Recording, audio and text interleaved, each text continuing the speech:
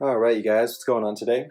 So today I want to do a little comparison between the KRK Rokit series and the KRK V series.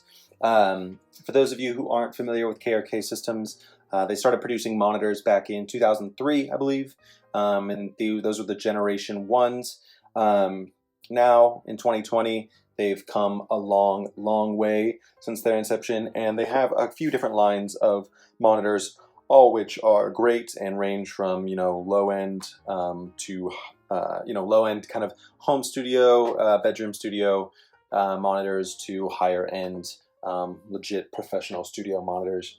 There are a lot of different studio monitors on the market, so it can be a difficult decision trying to find the right one. I think KRKs now can suit all the needs of different producers and mix engineers.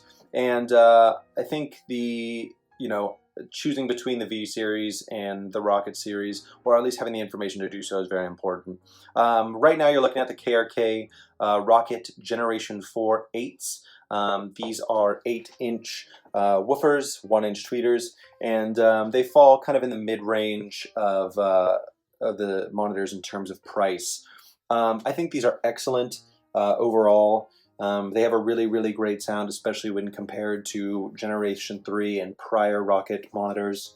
Some of the really standout features to me include the front-firing bass ports, which are great.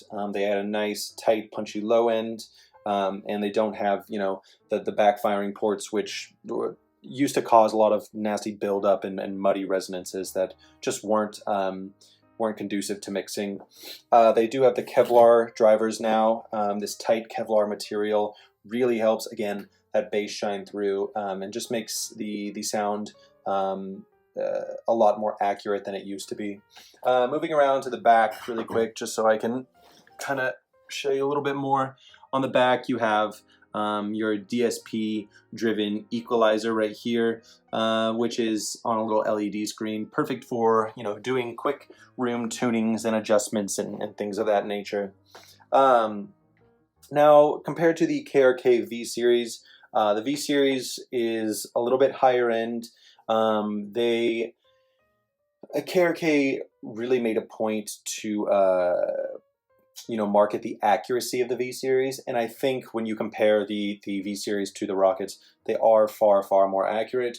Plus, they have a much better stereo representation, and what I mean by that is that there's a larger sweet spot with these tweeters.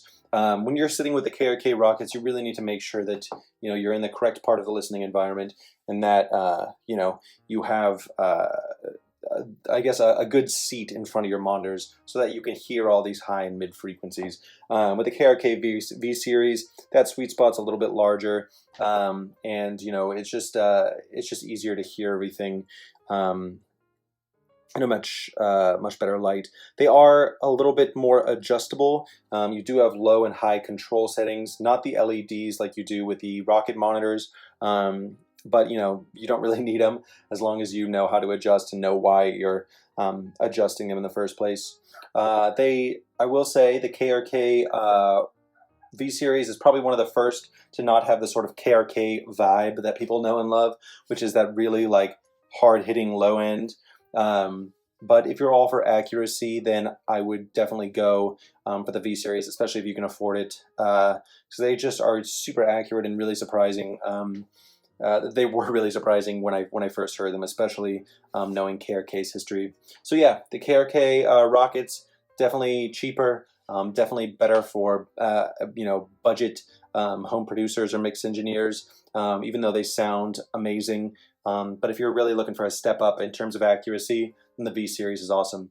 All right, guys, that was my little comparison between the KRK Rokits and the KRK V series. If you have any insights into which ones you like best, feel free to let me know in the comments. All right, take it easy.